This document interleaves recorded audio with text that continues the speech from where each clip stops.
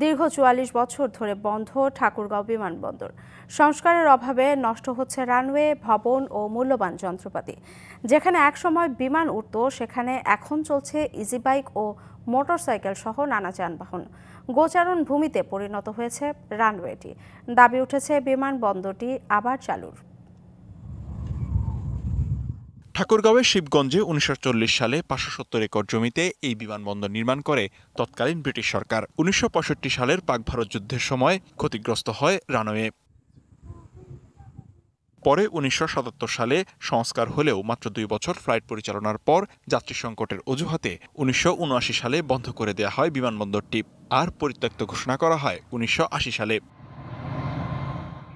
Jamuna electronics ঈদে double খুশি offer season 3, যে কোনো পণ্য কিনলেই পাচ্ছেন নিশ্চিত ঈদ উপহার। ১৯৯৪ সালে ফের চালুর উদ্যোগ নেওয়া হলেও তা আলোর মুখ দেখেনি। তবে সম্প্রতি বিমানবন্দরের বাউন্ডারি ওয়াল নির্মাণ হওয়াতে আশার আলো দেখছেন এলাকাবাসী। এই বিমানবন্দরটা যদি চালু হয় তাহলে এলাকাবাসীর অনেক উন্নতি হবে এবং ভাগ্যের পরিবর্তন হবে। খুব সহজেই আমরা ঠাকুরগাঁ থেকে ঢাকা, চট্টগ্রাম সহ আন্তর্জাতিক বিভিন্ন রুটে চলাচল করতে পারবো এবং ঠাকুরগাঁয়ের উন্নয়ন আরও এক ধাপ এগিয়ে যাবে। বিমানবন্দর চালু হওয়ার কথা আমরা শুনছি বগুড়া বা লালমনিরহাট, সেই সাথে এই ঠাকুরগাঁও যে বিমানবন্দরটা রয়েছে সেটাও চালু করার আমরা জোর দাবি জানাচ্ছি। জেলাবাসীর দাবি আমলে নিয়ে বিমানবন্দরটি চালুর বিষয়ে ঊর্ধ্বতন কর্তৃপক্ষকে জানিয়েছে জেলা প্রশাসন। জেলাবাসীর দীর্ঘদিনের দাবি থাকায় আমি এই প্রস্তাব ঊর্ধ্বতন কর্তৃপক্ষের কাছে পাঠিয়েছি।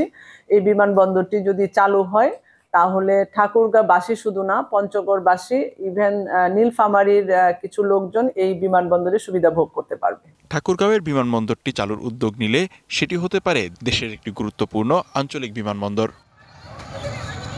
DBC news desk.